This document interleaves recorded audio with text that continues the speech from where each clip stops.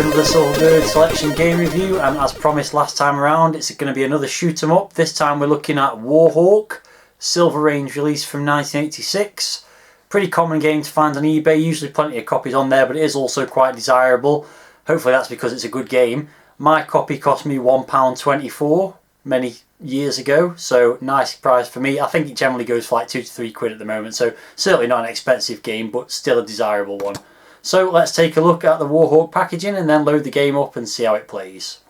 So as always, we'll start by looking at the front cover, and pretty nice one it is too. You can see that's quite representative of the game. Knowing that it's a shoot 'em up, you've got a spaceship there flying over the surface of some kind of alien spacecraft and blasting various things. Nice logo as well, which also appears on the spine of the game, as you'd expect.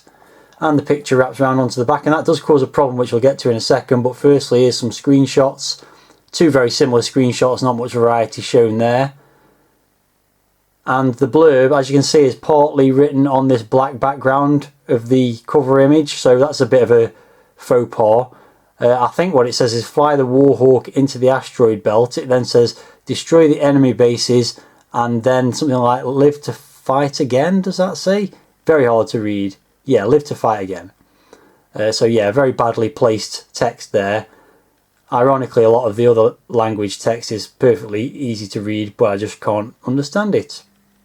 So inside the inlay we've got the usual list of Silver Range games in annoying non-alphabetical order at this point, and the in-crowd Silver Club advertisement as well. So let's get on to the instructions. As you can see, Warhawk is copyright 1986 Proteus Developments, and it says fly Warhawk into the asteroid belt, destroying the enemy bases, wiping out the marauding hordes of enemy starfighters. Avoid the perils of space mines and meteor showers, which will erode your defensive energy shields. Once your mission is completed, advance to the next asteroid where the defenses are waiting to seal your fate. Sounds like there's no completing this game then based on that. And to play the game, very simple instructions. Play using joystick input 2. The aim of the game is to destroy all the enemy ground bases. You'll receive a welcome bonus if you manage to completely wipe out a base. Very nice loading screen on this game, courtesy of Stephen Robertson. As you can see, his signature there in the corner, Sir 86. And as you can see, there's a nice image of the spacecraft over the surface of this battle station, and also a nice moon in the background, along with the Warhawk logo at the top there. Very nice.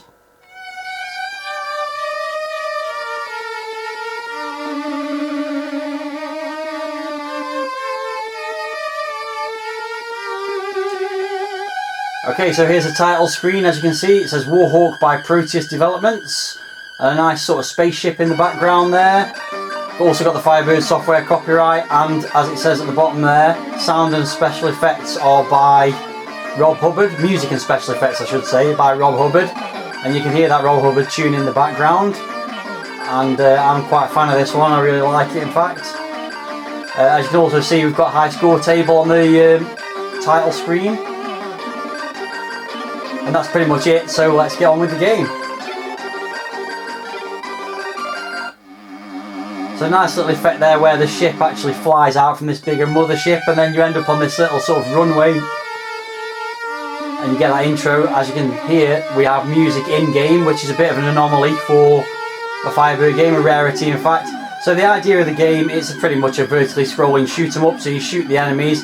Also the idea is to shoot everything on the battle station that we're flying over now. If you do that, then you get a bonus at the end of the stage. It's quite hard to get everything beyond this first stage, so I'll try and get everything on this one just to show that you do get a bonus. So there's various types of enemies. There's some that, like these ones, that sort of home in on you if they go past you. There's some that just sort of swoop around. A lot of them leave bullets behind, which are kind of hovering around and a bit annoying trying to avoid them, so you have to be careful of those. And you don't have lives. Oh yeah, I've missed a couple of the ground-based installations there, so I'm not going to get the bonus at the end of the stage.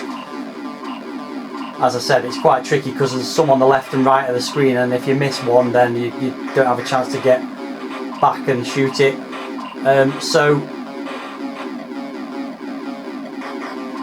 Yeah, you don't have lives is what I was saying. Instead you have energy, and at the end of the stage you get this massive flurry of enemies homing in on you, and there's a way to deal with those best, which I'll show on the next level.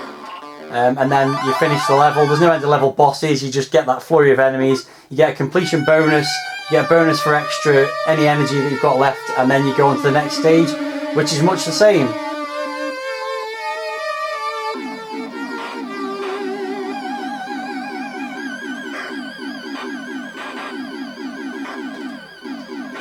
So the ship moves quite slowly and it doesn't fire particularly quickly either, but that does change later in the game. Hopefully I'll get that far to show you.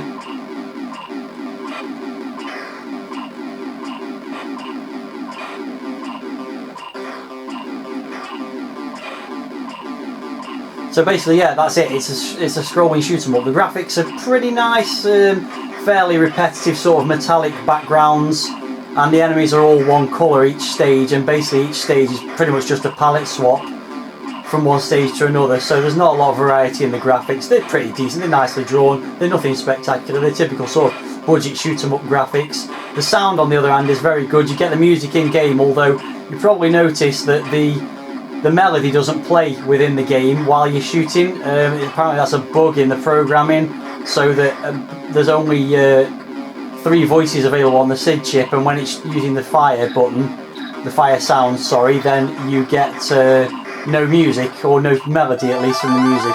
So that was level 2, and you might have noticed my strategy when I get to the end of the level is just to stick on one side of the screen on the left and shoot everything as it comes onto the screen. That seems to work pretty well. Obviously I made it to the end of the stage without too much difficulty. As you can see, it's now more of the same but green with blue enemies. Otherwise not much change in the graphics, as I said. But it's a pretty decent shooter. The control's nice. It's sort of a combination of shooting and avoiding stuff, because there's lots of bullets that fly around that kind of home in on you, so you've got to try and avoid them. Also the meteorites, or satellites they look like actually, that come flying down the screen, you can't destroy them, so you've got to avoid them. So yeah, it's a combination of shooting and avoiding. Some things are easier to avoid than others.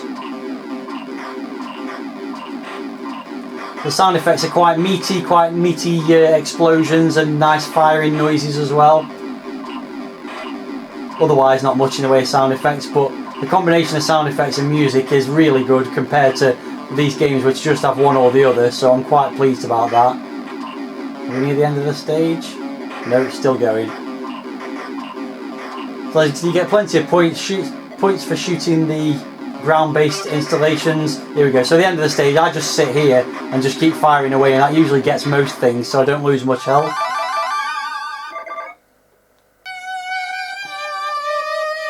And on we go. We've now got a brown and blue stage, but something's a bit different. This is now level 4, and there's a different kind of enemy on this level, which hopefully I'll pick one out soon enough. There's one, and that gives you a power-up which speeds you up, but also gives you like a really powerful auto-fire, as you can see. That's the only power-up in the game as far as I know, and if you keep collecting them, then you get a lot better chance to shoot everything before it gets too far down the screen. So you actually get sort of an advantage from stage 4 onwards.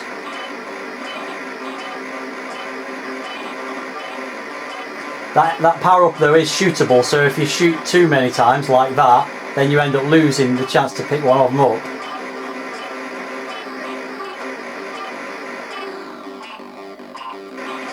Oh, shot it again and again and again. And as you can see, that power-up's worn off now, so that's a bit unfortunate. I had 3 chances to pick up another one and missed them all.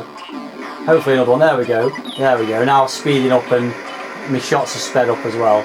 So yeah, there's no powering up of the power up, if you get what I mean. There's no improvements to it. It's literally just faster fire and faster movement, which comes in very handy as the game progresses. So I'm progressing nice. As you can see, you get 5,000 points multiplied by whatever level number you're on as a bonus at the end of each stage. As I mentioned, you get bonus for any remaining energy. And also there is the possibility of getting a bonus for wiping out every single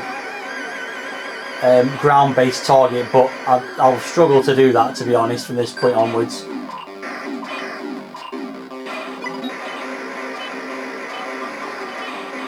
Oh, missed the power up again. There we go.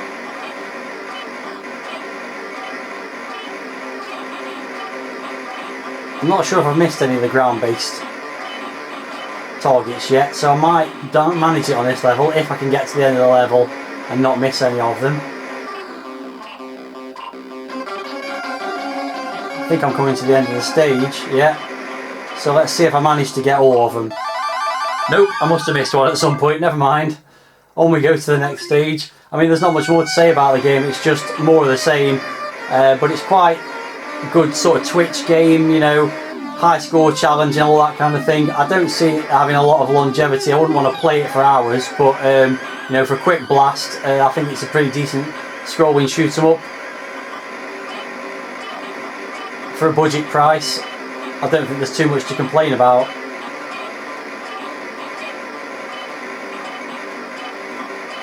As you can see, all the enemies start to move faster as the levels progress as well, so you've got to be more on your guard for dodging them.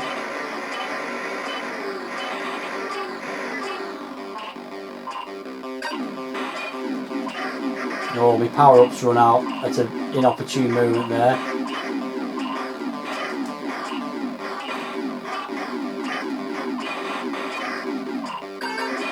There we go. Got another one.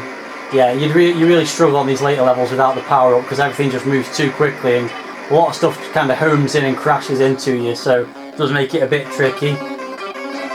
Here we go at the end of the stage again. And you've pretty much seen everything there is, or at least everything I've seen from the game, so it's just a matter of seeing how far I get with it now.